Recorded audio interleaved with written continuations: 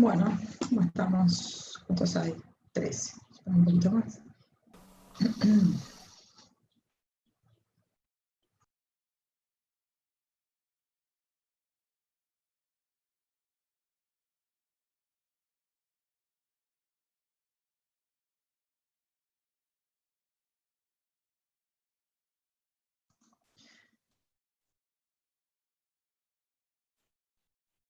¿Qué tal, chicos? Buen día, ¿cómo están? Buen día. ¿Todo bien? Hola, buen día. ¿Todo bien? Bueno, acá estamos. Bueno, chicos, vamos a comenzar la clase hoy. Hay una obra acá cerca, así que van a escuchar acá tanto un bocinazo porque, no sé, hay un camión que está entorpeciendo el tránsito. Bueno, chicos, les vamos a seguir con los actos jurídicos, pero esta vez vamos a comenzar un tema que resulta ser la antesala de las nulidades o de la ineficacia de los actos, que es uno de los temas que vamos a ver al final de los encuentros, son los vicios del acto jurídico, porque hasta ahora nos hemos enfocado en los elementos constitutivos del acto, ¿verdad? En todos los componentes necesarios para que el acto cumpla los efectos propios, que es crear relaciones jurídicas, modificarlas o extinguirlas. En la clase de hoy vamos a ver los vicios o defectos que pueden aparecer en la voluntad. Es decir, tenemos que distinguir que los vicios o defectos que conforman al acto pueden darse en la voluntad o en el acto en sí. Nosotros hoy vamos a hablar de los vicios en la voluntad, o sea, todos esos elementos configurativos y constitutivos de la voluntad, cómo pueden verse afectados. Cuando hablamos de un vicio, nos referimos a un defecto, a una anomalía, a una irregularidad, ¿bien? Justamente que impide que esté presente o daña de algún modo ese componente. Vamos a hablar de los vicios de la voluntad. Y después, en la próxima clase, los del acto en sí. Los vicios de la voluntad son el error, el dolo y la violencia. Y los vicios del acto son el fraude, la simulación y la lesión. ¿Bien? Justamente nosotros vimos que el acto jurídico necesita, para conformarse, mejor dicho, la voluntad, es un acto voluntario lícito, lógicamente, ¿no? Y para conformarse esa voluntad necesita de los componentes internos y externos: discernimiento, intención, libertad y la manifestación de la voluntad, ¿verdad? Bueno, vamos a encontrar que estos defectos se presentan en algunos de estos elementos internos. También se pueden presentar en el externo, en la manifestación, los vicios que afectan la forma del acto y que seguramente cuando vieron forma lo van a analizar. Es muy importante tener en cuenta, como les decía yo, este tema es la antesala de la nulidad, del instituto de nulidad, que implica la ineficacia del acto. Entonces tenemos primero que analizar la presencia de estos defectos para poder arguir la nulidad del acto. ¿Bien? Entonces saber cuáles son los defectos, qué requisitos exige la ley para que esos defectos se encuentren configurados, ¿bien? Y bueno, después vemos el plazo de prescripción para la acción y cuáles serían las consecuencias de la determinación de estos vicios o defectos. Bueno, yo hice un pequeño cuadrito acá acá está, para, dice que a veces son, ahí me ven. Acá los vemos: el error, el dolo, la violencia y la intimidación serían los defectos, y tenemos primero que ver qué alteran o qué vician estos defectos, o a qué apuntan o sobre qué recaen, sobre qué elementos internos. El error y el dolo vician o afectan la intención en el sujeto, mientras que la violencia y la intimidación afectan la libertad. Esos dos componentes tan interesantes y tan necesarios. Vamos a comenzar a hablar del error. Cuando hablamos de error, nos vamos a referir siempre a cualquier equivocación, ¿cierto? A cualquier alteración de la realidad o de la verdad en que incurra una de las partes. ¿Bien? Hablar de ignorancia en realidad es la falta de conocimiento de una cosa, y el error es el desconocimiento equivocado sobre algo, ¿no? Pero aquí, en esta cuestión de analizar vicios como el error, se conjugan dentro de lo mismo. Ignorancia y error tienen la misma regulación en cuanto a afectar ¿qué cosa? La intención del sujeto, ¿bien? La intención a donde va dirigida su voluntad, ¿bien? Va a estar alterada si estamos en presencia de un error. Cuando hablamos de error tenemos que distinguir diferentes situaciones que se pueden dar. El error puede recaer sobre qué cosa, sobre una norma jurídica o la ley en general, mejor dicho, es decir, el error de derecho recae en la existencia, vigencia o extensión de la ley. Bien, el sujeto afectado desconoce la norma vigente que regula el acto en cuestión, o tiene una noción equivocada respecto a si está vigente, a lo mejor esta misma está derogada, pero creo que está vigente, o desconoce su alcance, qué situaciones abarcan. Cuando hablamos de ley, nos referimos a la ley en todos los sentidos, en sentido material en realidad, abarcando la fuente de derecho íntegra. También podríamos hablar de que el error recaiga sobre la costumbre, cuando es vinculante, ¿no? Entonces, porque también es fuente del derecho, o sea que no es que nos tenemos que quedar solamente en que el error de derecho recae sobre la ley, sino también sobre cualquier fuente aplicable al caso. ¿Bien? Ahora, respecto a este tema, nosotros tenemos una cuestión bastante clara establecida en el artículo 8 del Código Civil, y es la vigencia del principio de inexcusabilidad. ¿Esto qué significa? Que nadie puede invocar en principio el desconocimiento de una norma. ¿Bien? En realidad ustedes saben que el principio que hemos visto en el artículo 8 de inexcusabilidad, que nadie puede invocar el desconocimiento de la ley para pretender obtener de ello un beneficio, en realidad es una ficción jurídica. No ninguno conoce con exactitud todas las leyes, pero se presumen, de acuerdo luego de su publicación, que todos la conocemos. Eso es un principio que ya viene del Código de Vélez y que tiene que ver con la necesidad de resguardar un valor muy importante que es la seguridad jurídica, porque si todos pudiésemos invocar justamente el desconocimiento de la ley para pretender evadir los efectos de la misma, entonces estaríamos dentro de un caos que no es la idea de cualquier regulación, evitar justamente el caos. Entonces, este principio es el que rige, y por ende, hablar de error de derecho, que podría existir tranquilamente en la realidad, podría existir, pero a pesar de su presencia, de su posible presencia, la ley no admite la posibilidad de invocarlo como causal de nulidad de los actos jurídicos, ¿sí? El error de derecho.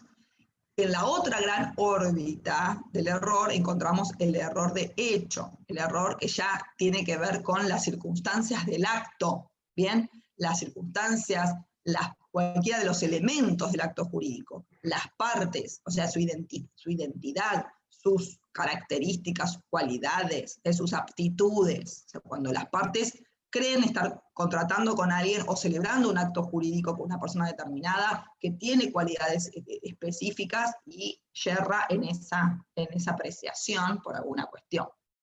Puede recaer en el objeto, bien, en el bien, objeto o la cosa sobre la que recae la manifestación de voluntad, o alguna cualidad específica de la misma. Bien, este es el error de hecho. Luego vamos a encontrar también una regulación respecto al error de cálculo, que se da cuando las partes, digamos, no tienen una desacertada apreciación sobre todos los elementos del acto, pero existe algún desfasaje numérico en la cantidad. En realidad tiene que ver con una cuestión numérica que afecta a la cantidad. O sea, hay que tener en cuenta que no debe ser el precio, porque el precio es el objeto del acto jurídico, ¿bien? No debe recaer sobre esto, pero sí sobre la cantidad. Uno cree, por ejemplo, que compra 50 y en realidad le están vendiendo 5.000, pero hay una cuestión, digamos, que evidencia que no puede darse, que no puede recaer sobre esa cantidad, sino que implica simplemente un error subsanable. Y aquí en este caso, cuando se verifica esta cuestión, hay una regulación específica que está en el artículo 268 del Código y que habla de su rectificación. Entonces, la rectificación del error de cálculo impide plantear la nulidad del acto en virtud de esta anomalía que es completamente subsanable según entonces vemos en la disposición del 268. Y por último vamos a encontrar el error que es accidental, bien, que no se da, que no es esencial y que por ende no causa nulidad. Y hoy nos vamos a referir justamente a los requisitos que tienen, que exige la ley para poder invocar el error como causal de nulidad de un acto jurídico. Bien, ¿qué características debe tener? Primero tenemos que tener en cuenta que se tiene que tratar de un error de hecho, porque el de derecho es inexcusable, y además tiene que ser esencial, que es justamente lo contrario al accidental, que no causa la nulidad porque no se dan los requisitos que exige la ley. Y la norma exige otra característica que debe tener el error para ser invocable como causal de nulidad, y es que sea reconocible por el co-contratante, ¿sí? Por el destinatario de la declaración de voluntad, tiene que poder de algún modo reconocer que ese error está, bien, para poder invocarlo. La ley, el código anterior decía que debía ser excusable, que tiene que haber alguna razón para errar. Y más o menos, digamos, ahora se cambió el término, pero justamente esta razón de errar implica su reconocibilidad, su posibilidad de advertir que está cayendo en una equivocación. Lo que tenemos que tener en cuenta del error, digamos, pueden ya analizarlo, que aquí no hay dolo, digamos, o sea, justamente el dolo es un vicio diferente, ¿no? No hay aprovechamiento de un co-contratante, astucias dirigidas, digamos, a aprovechar ese error, bien, la equivocación es, digamos, no encuentra una razón de ser en una conducta disuasiva, en una conducta que pretenda captar una voluntad, ¿bien? Eso es lo que tiene el error, que hay buena fe en definitiva de ambos contratantes. Ambos contratantes, digamos, si bien lo pueden advertir, se podría llegar a advertir, no, digamos, no lo causan, no lo provocan adrede, no hay intencionalidad de que se produzca, que la voluntad de las partes, digamos, se vea alterada por alguna equivocación, por la presencia de este vicio. Eso es interesante, no existe, digamos, mala fe de ninguna de las partes a la hora de encontrar o detectar este vicio del acto jurídico. Bueno, si estos son los requisitos entonces para que cause la nulidad del acto, vamos a ver cuáles son estos requisitos entonces que están enumerados en el artículo 267 del Código. El artículo 267 nos dice que cuando el error es esencial. Así que los invito a leer el artículo, bien, que nos dice que el error es esencial cuando recae, en primer lugar, en la naturaleza del acto. Bien, en la naturaleza del acto. A ver si yo... Cuando hablamos de naturaleza de acto, ¿a qué nos referimos? A la tipología del acto. A la tipología, al tipo, al acto, porque cada tipo de acto jurídico tiene consecuencias diversas. No es lo mismo una compraventa, bien, que implica onerosidad, que implica que una de las partes se convierta en dueño, el otro se desprenda de la propiedad de una cosa, el comprador entregue un precio, el vendedor reciba ese precio, el comprador se haga dueño de la cosa. No es lo mismo eso que un préstamo, un comodato. Es decir, cuando una de las partes entrega a la otra, pero en calidad de préstamo para que la devuelva con el deber de restitución, ¿bien? Y no de entrega de propiedad. Entonces, el comodato tiene una tipología, es un tipo de acto, tiene una naturaleza jurídica diferente a la compraventa. Igual la donación. La donación y la compraventa, ambos son actos dispositivos que implican la entrega de propiedad de una cosa, pero mientras que la donación es a título gratuito, la compraventa es a título oneroso. O sea que cada tipología de acto tiene una regulación y consecuencias determinadas. Por ende, errar en el tipo, en la naturaleza del acto, implica un error esencial, ¿verdad? Por ejemplo, a mí me prestan un libro para determinada cosa, y yo creo que me lo están regalando, en realidad, entonces no lo devuelvo. bien, pensando, o lo rayo, lo subrayo, o lo presto a otra persona, o sea, porque creí que cuando me lo estaban entregando, eso no sé si les ha pasado alguna vez que alguien les da de onda algo y después se lo está reclamando y uno cree que era, que en realidad era una liberalidad de buena onda y después resulta que parece que lo reclaman. Bueno, hay un error que en principio no fue adrede, obviamente no es adrede, pero que no hay un aprovechamiento ni un abuso, una de las partes, otras veces sí las hay, otras veces fue claro en decirme, che, después me lo das y yo me hice la nava, pero no, puede darse el supuesto claro en el que equivocamos la naturaleza del acto. Uno cree que es una donación y el otro claramente está otorgando un comodato que tiene diferentes consecuencias jurídicas, como el deber de restituir, ¿verdad? Está gratuito, digamos, no es un alquiler, no es una locación, pero hay un error en la naturaleza y por ende eso invalida el acto jurídico. ¿Bien? Otro de los temas esenciales sobre los que puede recaer el acto apunta a la cosa. A la cosa cuando dice un bien o un hecho diverso o de distinta especie el que se pretendió designar o una calidad, extensión o suma diversa a la querida. ¿Bien? Cuando hablamos del objeto, la identidad en cuanto a qué tipo de cosa es diversa a la que las partes creyeron, ¿bien? O la calidad o extensión de ese objeto del acto. Bien, también en ese supuesto, uno está contratando sobre una cosa determinada y resulta que el otro pretende o cree que lo está haciendo sobre otro tipo de, sobre otra cosa, ¿cierto? También la calidad o la extensión, ¿verdad? De la cosa misma, obviamente invalidaría el acto porque implica una desvirtuación del objeto del acto.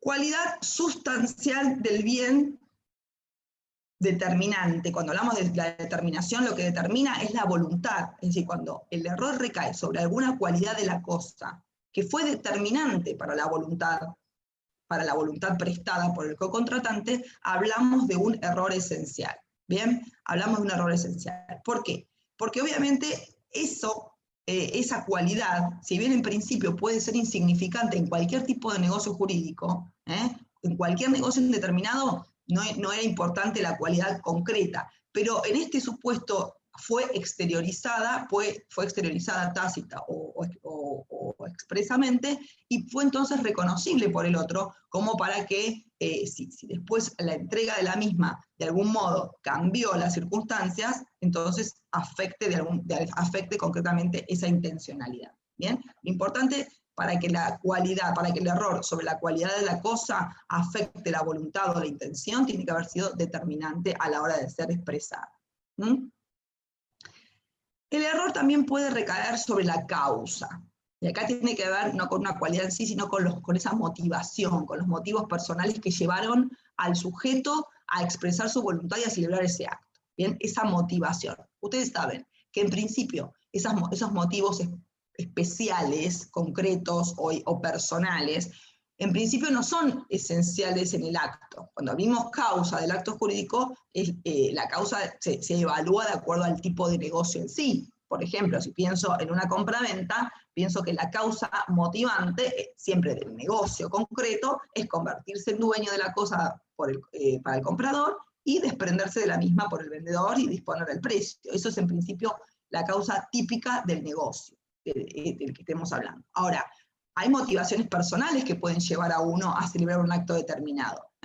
Por ejemplo, necesito comprar esa vivienda en tal lugar porque tiene, no sé, tiene rampas, no pensemos eso, las rampas tienen que ver con la cualidad de la cosa en sí, sino con la motivación personal. Porque no, o tengo que vender tal casa porque me divorcié y tengo que hacer, y me trae recuerdos ese lugar, no quiero vivir más en él, por lo que sea, esa motivación personal, que no tiene que ver con el negocio en sí, sino con los que las partes desearon. Ahora, tener en cuenta lo siguiente, eso debe haber sido expresado de alguna manera, ¿sí? Tiene que ser detectado por el otro para poder convertirse en esencial. De lo contrario, no lo es, y el error no afectaría el negocio. Tiene que ser relevante los motivos, pero además haber sido expresados y conocidos respecto al otro. Cuando el error recae en la persona, tenemos que tener en cuenta, la persona tiene diferentes connotaciones, ¿no? Porque primero pensemos en la identidad. Quizás comprarle a Marcelito o comprarle a Pedro, yo creí que le compraba a Pedro y le estoy comprando a Marcelito, no está afectando el negocio en sí, ni las motivaciones personales. Ya, en este caso, no importa quién lo esté, que aunque esté contratando, lo importante es que sea el titular de la cosa que me vende. Entonces, la importancia del error respecto a la identidad de la persona tiene que ver, hay que analizarlo, depende cómo afecte el negocio en sí, como para poder decir que existe en el mismo una alteración a la intención de los sujetos. Entonces, en principio la identidad no es fundamental. Les decía en el código viejo, en la nota, a la tratada del error sobre las personas, decía que lo importante siempre es la persona del deudor, porque quien contrata, el co-contratante que debe, el sujeto pasivo de la obligación, el que debe pagar, en definitiva, lo importante es su solvencia, su capacidad de pago. Entonces no es lo mismo contratar con un perejil que no sabemos que no tiene nada y nada no tiene solvencia ni garantía en su patrimonio, con otro que tiene un patrimonio solvente. Entonces, decía, lo importante es la persona del deudor, no tanto la del acreedor, decía Vélez. ¿Sí? Digamos que lo podemos tomar como en la práctica, obviamente a todos nos interesa eso. ¿Quién me va a determinar a pagar la obligación? Pero en principio, mientras que la cumpla, no afectaría. Entonces, lo que apunta ahora a hablar, lo que apunta el código hoy día para referirse al error sobre la persona, lo importante es que esas cualidades, esas características de la persona o la identidad de la persona, lógicamente, sea determinante para el acto. Por ejemplo, en una celebración, un acto de matrimonio, por supuesto que es importante la identidad de la persona, ¿no? Sin duda que va a serlo. Quizás en otro acto jurídico no, su identidad. Ahora, hay actos y tipos de actos, en lo que sí es fundamental son las características, cualidades o aptitudes inherentes a esa persona, porque fueron las tomadas en cuenta para el negocio en sí. Y acá nos referimos a los llamados o las llamadas obligaciones intuitae personae, que alguna vez las he nombrado, y son aquellas en las cuales las características o cualidades de la persona son fundamentales para el acto, para que el acto se concrete, porque fueron tomadas en miras a la hora de celebrar. ¿Bien? Lo hablamos otros días cuando hablamos de los oficios, de la aptitud y habilidad, no es lo mismo la habilidad de ciertos, o prolijidad que puede tener, no sé, un pintor de obra o un pintor de arte, sin duda tienen sus cualidades específicas, no es lo mismo un profesional determinado que otro, porque su idoneidad varía y es tomada en cuenta por el cocontratante, justamente por la confianza que le inspira. Entonces, las obligaciones intuitivas de personae, donde las cualidades y características del sujeto que va a prestar esa obligación, que va a cumplir el objeto del acto, es fundamental. Y en este caso se convierte en un error esencial. ¿Bien? Bien, entonces el artículo 67 entonces nos habla del error esencial y de los casos en los cuales se da y prospera. El error, como dijimos, debe ser reconocible, lo tiene que haber podido ser advertido, y para eso la ley también dice que tiene que haber actuado con la prudencia suficiente y de acuerdo a la naturaleza de las cosas como para poder ser advertible, ¿bien? Y por ende plantearse eventualmente como causal de nulidad del acto. Porque no nos olvidemos que tenemos que analizar este vicio o este defecto a los fines de plantear la ineficacia de ese acto. Es decir, que ese acto, en virtud del error que se detectó en alguno de los componentes del acto, no puede surtir los efectos propios. Entonces, por eso la ley es tan exigente a la hora de evaluar estos requisitos. ¿Sí?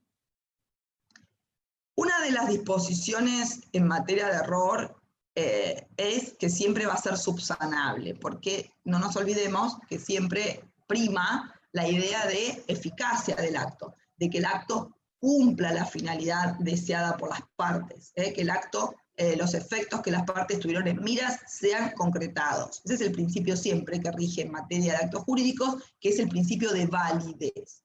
Y entonces, en armonía y en concordancia con este principio de validez, lógicamente, la ley dispone la posibilidad de subsanarse. y en el caso de que el co-contratante ofrezca adecuar el acto jurídico a las circunstancias, a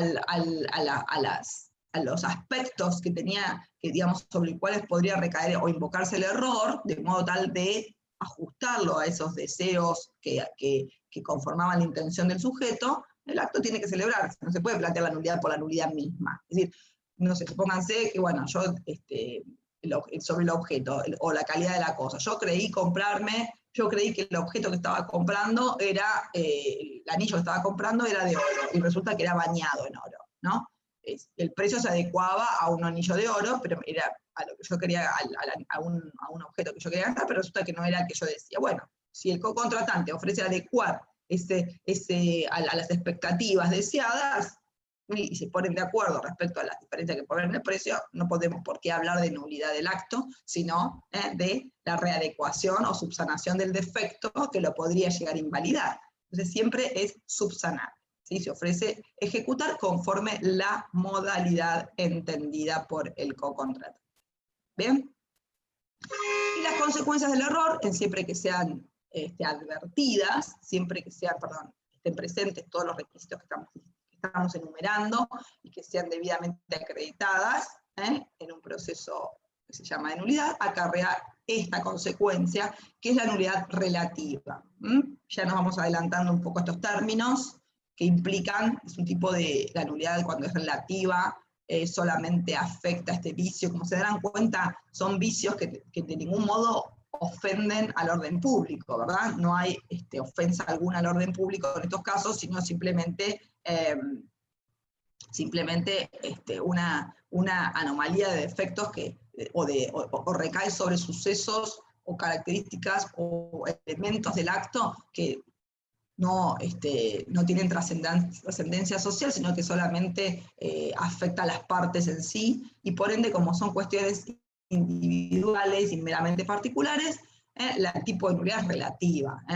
Por ende, la relatividad de la nulidad, ¿qué implica? Implica la posibilidad de confirmarse, es decir, que las partes la pasen por alto, que el juez no la pueda declarar de oficio, solamente a pedido de parte interesada, la puede solicitar, y tiene un plazo de prescripción. Esa acción no puede pretender iniciarse en cualquier momento, sino que tiene un plazo de prescripción para ser ejercida. Bien, además, si existen daños que se deriven de este error detectado y comprobado, se deben reparar los daños. La doctrina en algunos casos ha sido medio no pacífica en cuanto a que si es procedente una indemnización o una reparación de posibles daños, porque como no hay mala fe, o sea, en el error no hay una carga subjetiva del co-contratante o reprochable, pero no, si hay daño y se afecta la intención, entonces se entiende que sí es reparable en el caso de que se compruebe el mismo. ¿Bien? ¿Alguna duda, chicos, sobre el error? ¿No? ¿Entendimos? Profesora, no, discúlpame, no me queda Sí. muy claro en qué consiste la nulidad del acto jurídico cuando el error tiene que ver con las motivaciones personales. Por ejemplo, que yo vendo la casa porque me trae malos recuerdos. Sí, pero cuando fue totalmente expresado en el otro, cuando fue expresado y el otro creyó, o sea, yo la vendo por esta motivación, pero resulta que no es la casa, que no es esa la casa, que era el objeto del acto, sino que es otra. O sea, cuando a lo mejor no fue muy feliz el ejemplo, ¿no? Pero en el tipo de acto mueve a la celebración del acto una causa determinada exclusivamente por el sujeto. ¿No sé? O por ejemplo, quizás es más claro que te diga, yo compro esta casa porque acá vivió mi abuela. Y yo a mi abuela la adoraba, entonces quiero comprar esa casa porque ahí vivió cuando era chiquita. Resulta que no, que después no existió ese suceso, que yo me equivoqué y que esa no era la casa de la infancia de mi abuela, sino que era otra. Y a mí me motivaba el negocio exclusivamente por esa circunstancia, ¿entendés?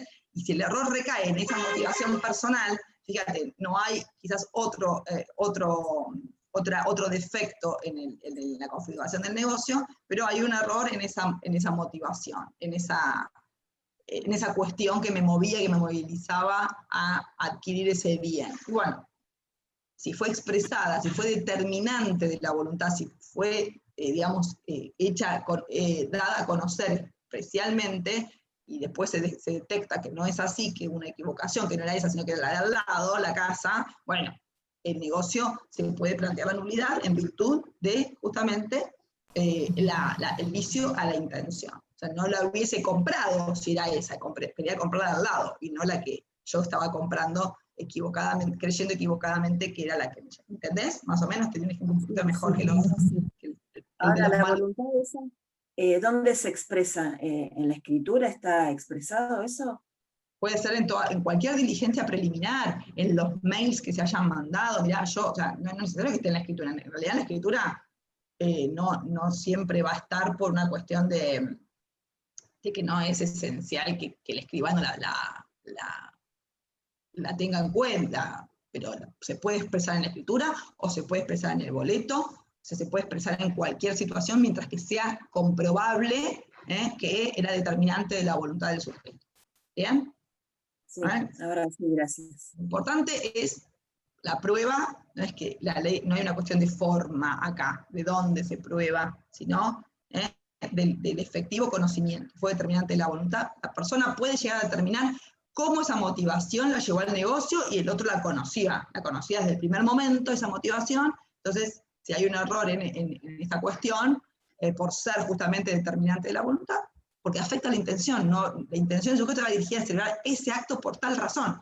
Si hay un error en eso, sin dudas debería, o la ley admite el planteo de nulidad. La ley lo admite. Después, otras cuestiones tienen que ver con la prueba. Estos vicios del acto jurídico, desde ya adelantamos, generan la necesidad de que quienes los invocan, que son los afectados por el vicio, deban probar la presencia, deban probar todos los requisitos, digamos, no es que hay libre disponibilidad de estos defectos, porque no nos olvidemos que apuntamos a la ineficacia del acto y que es una excepción al principio de validez, al principio de mantener el acto, que genera inseguridad jurídica la posibilidad de enmendar esos errores.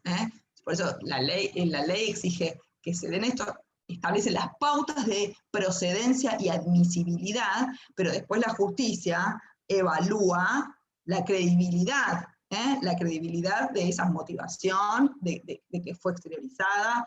Bien, eso es una cuestión, siempre la remarco. El derecho civil y el derecho procesal, digamos, se nutren mutuamente, pero no tienen reglamentaciones diferentes. Una cuestión es lo que establece el derecho de fondo, el derecho civil, y luego el Código Procesal establece el modo de hacer valer esos derechos, que lo van a ver en su momento, y justamente regula toda la cuestión probatoria. El Código Civil puede exigir los requisitos mínimos de prueba para proceder en un tema o para hacer valer un derecho, pero el derecho procesal establece las herramientas probatorias y después que generan convicción o no en el juez. El juez tiene que estar convencido de que el error existe, ¿bien? De que el error existe y de que se cumplen los requisitos de procedencia, ¿sí? Que es esencial y que es reconocible. Pero también probar la existencia. Y esa carga probatoria está en quien lo invoca, ¿sí? Ahora, hay toda una movida jurisprudencial respecto a las llamadas cargas dinámicas de la prueba, ¿no? Hoy día se habla de la necesidad de que quien está en mejor condición para probar, para demostrar algún suceso, tenga que aportarlo al proceso debido a las reglas de buena fe. Esa es una postura judicial que está muy en boga y que en muchos casos muchos juzgados la adoptan y la advierten en el primer momento, ni bien se presenta la demanda, advierten que se aplica al principio las pruebas dinámicas de la prueba y que ambas partes deben colaborar el proceso con todas las herramientas que puedan hacer, llevar a mejor conocimiento del juez lo que se está debatiendo.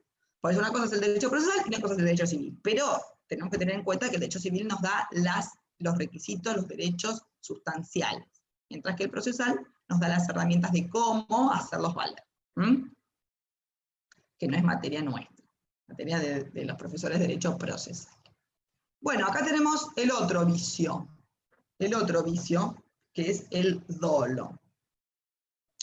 El dolo es una palabra que vale la pena analizar en todos sus aspectos, porque ustedes son estudiantes de derecho, porque van a ser abogados, porque tienen que hablar con propiedad en esta materia y ver cuántas acepciones tiene la palabra dolo, y muchas en el ámbito legal, ¿no? En primer lugar lo han visto cuando vieron responsabilidad civil, ¿no? Ya vieron actos ilícitos que generan responsabilidad civil, vieron que el factor de atribución subjetivo de responsabilidad puede ser el dolo o la culpa, ¿verdad? Cuando hablamos de dolo nos referimos en esta materia de responsabilidad civil a esa carga subjetiva, a la intencionalidad del sujeto a actuar deliberadamente para causar el daño, ¿sí? Entonces, en este caso, en materia de responsabilidad civil, como factor de atribución, se diferencia de la culpa en el que el sujeto no actuó con la intención deliberada de causar el daño, sino fruto de su inexperiencia, de su ligereza, de su falta de pericia, causó el daño. Bien, ambos generan responsabilidad, pero con diferentes matices.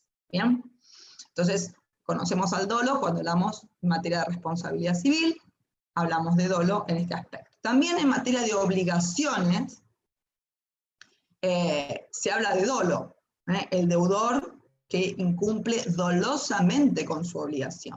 Ese deudor, digamos, que debe determinada cosa y actúa intencionalmente para incumplir, no sé, destruye la cosa que tiene que entregar, por ejemplo. Ese es un deudor que incumple dolosamente su obligación, y también aquí aplicamos la palabra dolo con un sentido determinado. Como causa, entonces, como factor de atribución de responsabilidad civil, como causa del incumplimiento de las obligaciones, también puede ser aplicada la palabra dolo.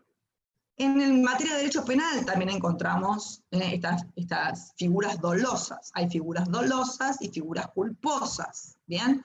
También, digamos, califican a un delito de una manera determinada, ¿bien? Por ejemplo, el homicidio culposo es aquel donde se ausenta el dolo. El homicidio simple, en el homicidio simple sí existe el dolo, que es la intención del sujeto efectiva de cometer ese delito, de causar la consecuencia disvaliosa, protegida por el derecho penal, que califica de una forma determinada. No es lo mismo un delito doloso que un delito culposo. También vemos entonces esta figura o esta palabra dolo en esta materia. ¿Bien? Y por último, que es lo que nos interesa hoy, como vicio de la voluntad. Hay que saber distinguir el dolo, cómo lo aplicamos. Hoy lo vamos a analizar como vicio de la voluntad. Y para eso tenemos la determinación que nos da el artículo 271 respecto al dolo. Acción dolosa es toda aserción de lo que es falso, disimulación de lo verdadero, cualquier artificio, astucia o maquinación o falacia que se emplee para celebrar el acto jurídico. La omisión dolosa causa los mismos efectos que la acción dolosa cuando el acto no se habría realizado con la reticencia u ocultación. ¿Qué vemos entonces en el dolo como vicio del acto jurídico? Bien, como vicio del acto jurídico lo que encontramos en el dolo es una maquinación, una estrategia puesta por uno de los contratantes, o también un tercero. Bien, aquí también vamos a ver que el dolo puede ser directo o indirecto, y por ende también puede haber actuado quizás no el contratante concreto, sino un tercero, y el contratante, por supuesto, en complicidad, beneficiarse con estas estrategias. Implica entonces hacer, fíjense si pensamos, si lo analizamos junto con el error, implica hacer incurrir en error al otro, ¿bien? Porque ese convencimiento, esas estrategias desplegadas para captar una voluntad, estarían afectando la intención del sujeto, porque el sujeto afectado o la víctima del dolo no hubiese declarado su voluntad o no hubiese celebrado el acto jurídico si no hubiese estado presente toda esta estrategia o esta maquinación que buscaba captar su voluntad en un sentido determinado. Siempre que hablamos de dolo, hablamos de un engaño. Hay un engaño. Hay una captación de voluntad justamente partiendo de una estrategia disvaliosa que podría ser equiparada, si pensamos en el derecho penal, con una estafa. No todo dolo en materia civil es necesariamente estafa en materia penal, pero hay ardid, hay engaño, ¿bien?, para obtener un beneficio del otro, para obtener una manifestación de voluntad, perjudicando la verdadera intención. Si no hubiese estado presente toda esta ingeniería de convencimiento, toda esta estrategia desplegada para obtener esa voluntad, no se hubiese declarado esa voluntad. Eso es importante, porque es debe ser determinante de la voluntad. Fíjense que no solamente implica, por eso acá se enumeran en el 271 diferentes estrategias, que puede ser aserción de lo que es falso, ¿bien? Algo es falso, el otro está creído que está comprando algo, no sé, determinado valor, una obra pictórica original, y el que actúa dolosamente asevera, hace hincapié y hace toda una estrategia montada en hacer caer en esa idea de falsa, digamos, de que está comprando una obra verdadera cuando en realidad es una imitación, por ejemplo. ¿Bien? O disimulación de lo que es verdadero, es decir, algo ocurre pero se disimula, se oculta. Por ejemplo, no sé, vendo un auto que tiene tantos kilómetros, 200.000 kilómetros, y se le adultera el cuenta kilómetros para que parezca de 100.000 kilómetros. Entonces se disimula lo verdadero. Lo verdadero es tal cosa, pero le estoy haciendo una carcasa de lo que no es cierto para captar la voluntad del otro, porque el otro no lo hubiese comprado con 200.000 kilómetros, sino que lo hubiese comprado con 100.000, de acuerdo al precio de venta, ¿no? O sea, esas estrategias pueden ser diferentes, de diferentes maniobras. No solamente, él creyó y yo no hice nada, él creyó que estaba en tal cuestión, no, pero disimular eso verdadero, pero aseverar que algo es falso, cuando lo es, implica también una maniobra dolosa. Incluso el dolo puede ser por acción u omisión, es decir, cuando el otro incurre y yo aprovecho esas circunstancias y omito de decir la verdad, adrede, lógicamente, no porque también caigo en ese desconocimiento, sino sería error. El dolo digamos, siempre exige una conducta reprochable del autor del dolo, obviamente que actúa adrede en su maquinación y con el objeto de obtener esa declaración de voluntad y de obtener un beneficio. ¿Bien? Lo que se enumeran todas las diferentes opciones que pueden ser las más variadas para tratar de captar esa voluntad, para tratar de engañar. Hoy día tenemos tantos cuentos del tío que podemos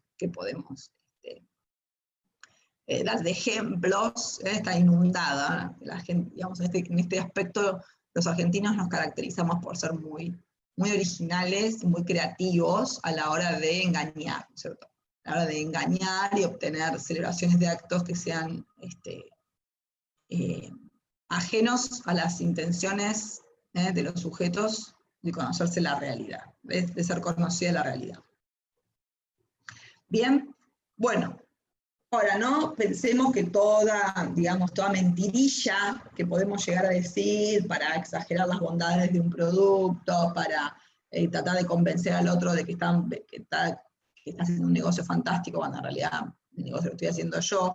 No todas esas estrategias negociales que pueden, o que se dan quizás en los que son astutos, en los que son inteligentes, entre comillas, para para vender o para celebrar actos, no todas hacen incurrir en dolo, o no todas son configurativas de esta figura. No, de ninguna manera. Por eso, el dolo, como todos los vicios del acto jurídico, debe tener componentes o exigencias determinadas para que se pueda configurar, ¿no? Y lo dice el artículo 272, como debe ser el dolo debe ser esencial, ¿sí? Debe ser esencial. Y se puede dar, como dijimos anteriormente, por una acción positiva, por una maquinación directa, por una conducta desplegada, estratégica, concreta, dirigida a obtener la voluntad del otro, o por la omisión, por dejar pasar, digamos, por no hacer nada para que el otro no deje de estar en el error o en la idea equivocada que tiene del negocio, y eso me conviene a mí mantener esta equivocada noción o esta ignorancia que tiene el cocontratante. Y también no hacer nada cuando están las herramientas para advertirlo, ese también considerado de mala fe y hace también configurativa del dolo esa conducta. Y por acción directa o indirecta, cuando el sujeto lo hace en forma personal, el cocontratante, o cuando se vale de la actividad de un tercero, que puede ser un cómplice, en que aunque no figure concretamente en el acto, también, digamos, es el encargado de toda esa maquinación. Hoy día quizás puede hacerse eso, ¿no? En vez de parecer tan directo y tan interesado el contratante, se consigue a un cómplice que sea el que logre todo este convencimiento, y obviamente es más efectivo quizás para lograr la declaración de voluntad, porque el afectado con el dolo se considera que, bueno, ya, un tercero que no tiene ningún interés en esto, que no obtiene ningún beneficio, le creo más que a este que tiene fama de chanta, por ejemplo. No importa. No importa de dónde haya provenido, después de comprobarse todos estos requisitos que ahora vamos a enumerar, que ahora vamos a analizar, estamos en presencia de un elemento, digamos, de un dolo que va a requerir, digamos, en su caso, de la declaración de ineficacia. Bueno, vamos a ver cuáles son estos requisitos que exige la ley para avalar la presencia del dolo. Primero, el dolo tiene que ser grave. Para ser esencial, el dolo tiene que ser grave. La maquinación, la maniobra que realizó este sujeto autor del dolo, tiene que ser de una magnitud tal que la otra parte no haya podido evitar ser engañada. ¿Bien? O sea, que el juez va a tener que analizar esta gravedad de forma subjetiva, ¿no? Tiene que analizar las características de los sujetos, ¿no? Concretamente, y ver que la gravedad es incuestionable. Por eso les decía, saber diferenciar esas posibles exageraciones, o exageraciones que puede haber dicho el vendedor respecto a las bondades de un producto, lo que fuera, no son consideradas, o no pueden ser consideradas,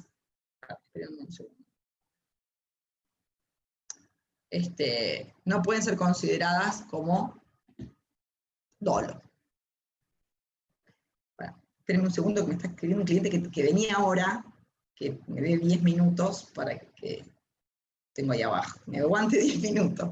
Vino antes, yo le dije después de las 9, y la gente como está escribiendo que está abajo.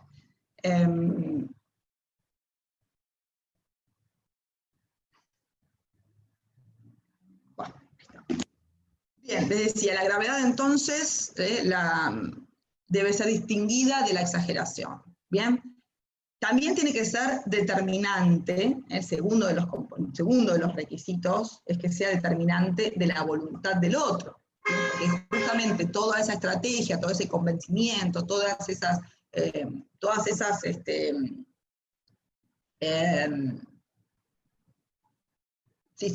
estrategia de negociar es lo que hizo, o la que logró el convencimiento. Entonces, de no haber existido todas esas mentiras, todos esos engaños, todas esas fabulaciones que lograron la convicción del otro, el negocio no se hubiese celebrado. Es fundamental esta cuestión, porque si las hubiese celebrado igual, a pesar de todo eso, de todas esas mentiras, a sabiendas de que lo estaban mintiendo igual celebró el acto, no, no procedería, porque ahí habría como a veces pasa que hay como un dolo recíproco, justamente la ley evita. Fíjense que el último de los requisitos es que no haya reciprocidad. Es decir, uno cree que le está engañando al otro y el otro también. Mirá, me está vendiendo este cuadro original que es una ganga, así que lo pago 2 mangos y me llevo un botero auténtico. No, yo también creo que estoy haciendo un negocio con el otro, porque no, digamos, el engaño no fue lo que me motivó. Me motivó el precio, me motivó otras cuestiones y que yo creía que estaba en definitiva siendo la que hacía el buen negocio. Esas cuestiones también a tener en cuenta porque no invalidarían la posibilidad de invocar este vicio.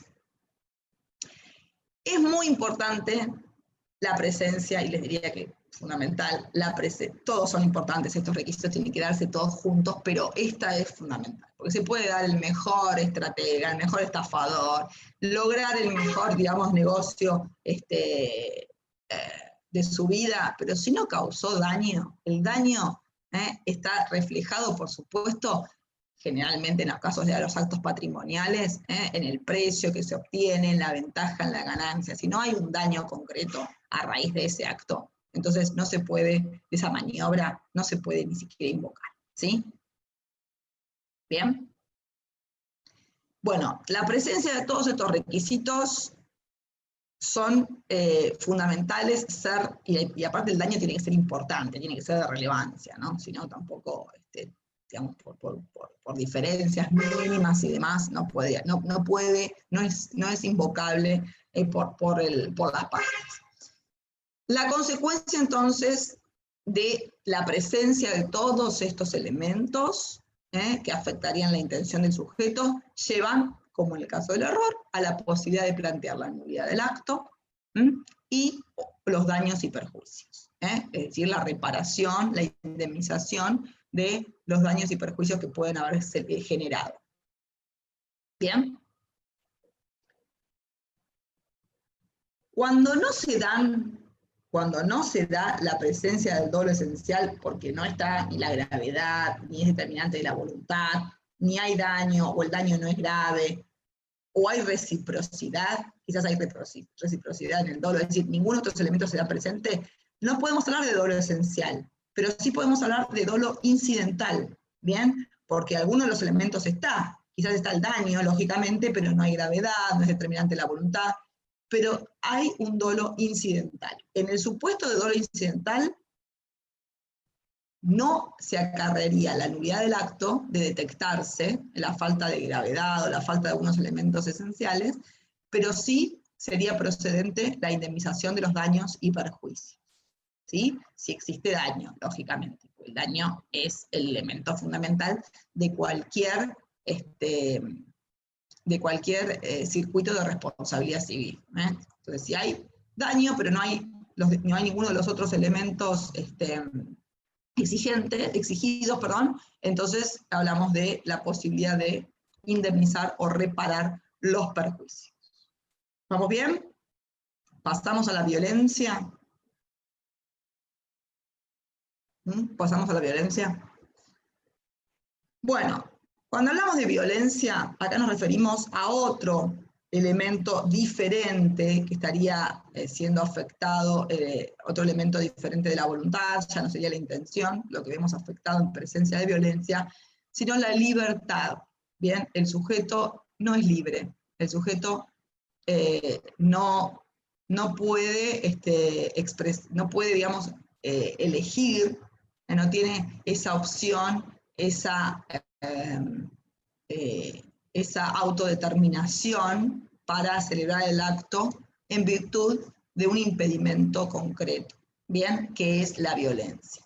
Y la violencia se puede manifestar en distintos aspectos. Por eso hablamos de violencia física o de amenazas o intimidación.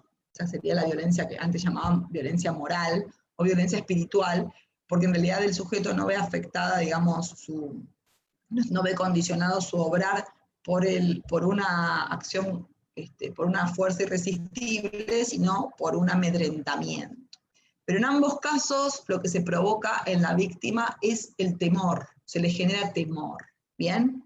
Cuando hablamos de fuerza física, bueno, lógicamente si una persona está padeciendo una fuerza que le impide hacer valer la propia, va a elegir el mal menor, ¿no es cierto? Siempre va a terminar optando el mal menor porque no la puede soportar, ¿no es cierto? La fuerza física, la tortura, ¿no? Estamos hablando de una cuestión de tortura concreta, lógicamente cede, tiene que ceder frente a evitar mayor daño o mayor dolor, que le puede causar esa fuerza.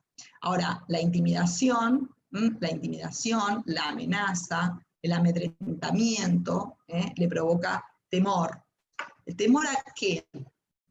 El temor o el miedo a qué. Eso es lo importante, porque respecto a este tema tenemos que analizar justamente los requisitos de la violencia, y es que logren causar en la víctima esta sensación, esta sensación que se produce y que se evalúa de acuerdo a las características personales de cada uno. Digamos, no un mismo suceso genera amedrentamiento en todos de la misma manera. Unos lo pueden afrontar de una forma determinada y otros no.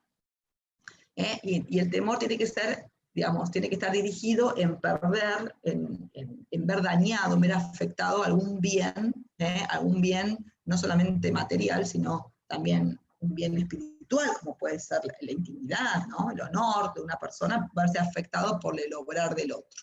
¿Sí? Vamos a analizar el artículo 276 y vamos a ver que se va a dar, cómo se da o cómo se exige la invocación. La fuerza irresistible y las amenazas que generan el temor de sufrir un mal grave e inminente que no se puedan contrarrestar o evitar en las personas o bienes de la parte o de un tercero causan la nulidad del acto. La relevancia de las amenazas debe ser juzgada teniendo en cuenta la situación del amenazado y las demás circunstancias del caso. ¿Bien? Por un lado, entonces, tenemos esa fuerza física irresistible, que es derivación de alguna, no solamente de una tortura, van a ver que hay autores que dan un ejemplo más básico, como es, por ejemplo, forzar una declaración de voluntad obligando a dar la mano, o sea, utilizar esa fuerza que no puede ser contrarrestada, ¿bien? Pero lógicamente cuando uno está, cuando actúa porque la fuerza que recae sobre él es mayor, o para evitar un dolor, sin duda estamos en presencia de una violencia física. Y luego tenemos esta coerción, esta intimidación, este amedrentamiento que busca justamente debilitar al sujeto, debilitarlo emocionalmente, de modo tal que no tenga otra opción o que su opción sea celebrar el acto para evitar el mal mayor por el cual está cooptado por el otro, por la voluntad del otro. ¿Sí? Las amenazas, hay que tener en cuenta cuando estamos hablando de amenaza, cuando estamos hablando de coerción, también tienen que ser de ciertas características para poder lograr este efecto al que refiere la norma. ¿Por qué? Porque no cualquier amenaza, no cualquier advertencia que pueda hacer uno al otro respecto a que si no celebra el acto la consecuencia sería tal, es susceptible de ser considerada tal. Es decir, no es lo mismo que me digan, bueno, mira, tenés que venderme el auto a tal precio porque si no te rompo las macetas del jardín, ¿no? O no es lo mismo que te digan eso que te digan, si no publico estas fotos tuyas, siempre con las fotos esas, yo no tengo ninguna, pero me da el ejemplo como el más, como que siempre esta coerción me resulta como más común, ¿no? Que alguien sepa algún secreto inconfesable o conozca algo del otro que le puede afectar su reputación o su honor.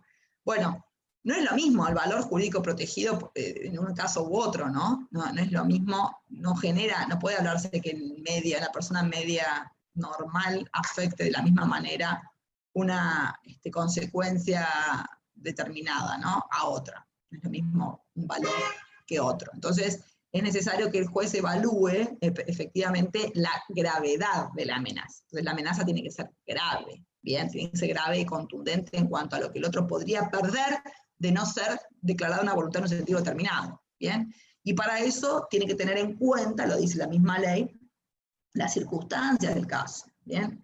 Las condiciones de la persona, su posición social, o lo que pierde, lo que implica la pérdida que en sí se está hablando. El mal al cual estaría sometido, ese mal que debe ser grave, además debe ser inminente, es decir, una concreción pronta, porque si dice, no, mira, si no me das el auto yo, dentro de 2 años te voy a prender fuego a la casa. Bueno, todo ese lapso da tiempo a la denuncia penal, a mudarme de casa, a traerme unos matones que me eviten, o que me protejan para evitar ese daño. Es decir, tiene que ser inminente en cuanto al tiempo, en cuanto a la proximidad, porque si me da tiempo a actuar y para evitarla, para contrarrestar la amenaza a la que soy sometida, sin duda no puedo hablar de presencia de una amenaza cierta o concreta, porque es susceptible de ser contrarrestada. Es decir, no puede mantenerse el sujeto quieto pretendiendo o dejando que el otro actúe sin hacer nada para contrarrestarlo. No nos olvidemos que en muchos casos, la amenaza es un delito penal, también configura un delito penal. Es decir, más allá de dar la posibilidad de anular el acto jurídico, está tipificado en el código. Por ende, puedo hacer la denuncia, puedo lograr que actúe la fuerza pública para evitar que se concrete. Entonces, si eso se da, no podemos hablar de una amenaza que cause la nulidad del acto, porque es contrarrestable a través del uso de la autoridad. ¿Bien? ¿Y dónde debe recaer? También debe recaer en bienes jurídicos protegidos, ¿no? Esa amenaza, tanto en bienes materiales como los inmateriales que impliquen un derecho extrapatrimonial, como les decía, el honor, la dignidad, la reputación de una persona. Y además tiene que ser determinante del consentimiento, porque si no obstante esa amenaza, el sujeto hubiese, a pesar de ella, celebrado el acto jurídico porque le convenía, porque le resultaba atractivo más allá de la amenaza, entonces no podemos hablar de este vicio como causante de la ineficacia del acto. Tiene que darse entonces todos estos requisitos. Tratarse de un mal grave, inminente y determinante de la voluntad del sujeto para poder acarrear la nulidad del acto, para poder invocarse como causal de nulidad del acto. Porque después estamos en esta cuestión, que ya la vamos a averiguar cuando veamos la acción de nulidad, que estos vicios que afectan la voluntad del sujeto, siempre deben ser invocados por el afectado, porque si no, se presume que no, que el acto fue celebrado libre de vicios. Entonces, si está presente el vicio, lo debe invocar y lo debe probar, como dijimos anteriormente, con los medios probatorios que regula el Código Procesal de cada provincia, el afectado. Y para eso tiene un plazo de prescripción, porque hablamos de nulidades relativas. El artículo 2562-2563 regula la prescripción de la acción, que es de 2 años, hay que computar el plazo, en el caso de la violencia, hay que ver qué tipo de delito es, de vicio es, desde que cesa la violencia o que se advierte la presencia de dolo o error. A partir de ahí comienza a correr el plazo para el ejercicio de la acción de nulidad basada en alguno de los vicios del acto jurídico. Bueno, ¿alguna preguntilla? ¿Alguna duda? ¿O quedó claro cuáles son los vicios de la voluntad? ¿Quedaron claros? Bueno, espero que les haya servido, que les sea útil. Y bueno, nos vemos en la clase próxima. A ver, acá tengo un chat, a ver si alguien me pregunta algo a mí o es... No. ¿Alguien me preguntó algo? No. Bueno, chicos, nos vemos entonces la próxima. Bueno, Bye. gracias. Gracias. Chao, chicos.